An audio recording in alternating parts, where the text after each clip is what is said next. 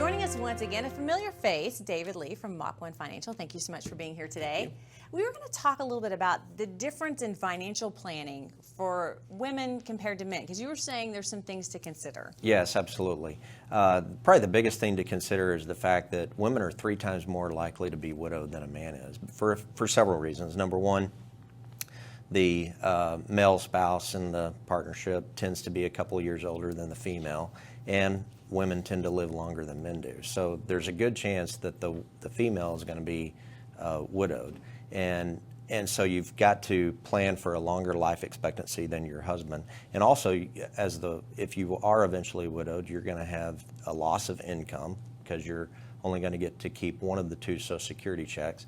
And if your husband had a pension plan, there's a good chance you're going to lose at least half, if not all, of that pension when your husband dies. So you're going to have a significant loss of income in many cases if that event happens. So it's really important to make sure that the woman is prepared and is involved in the financial planning. So make sure that your husband's including you in any kind of financial plans that you're making. Make sure you're doing that as a team.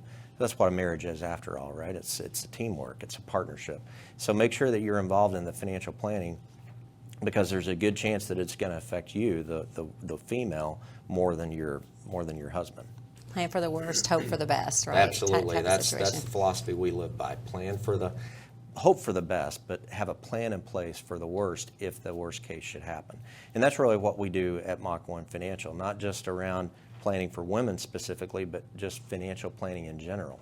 Hope for the best, hope the market keeps going up, but certainly have a plan in place in case it doesn't, in case we get a significant correction or recession.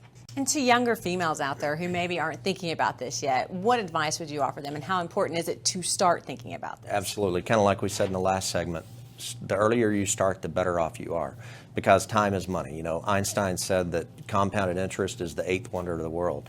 Time has a magical component to it when you start early, because you don't see a lot of returns early on. It feels like you're not really getting anywhere, and you can get frustrated, and a lot of people do. They keep putting money in, and they're not seeing results, and they finally just give up.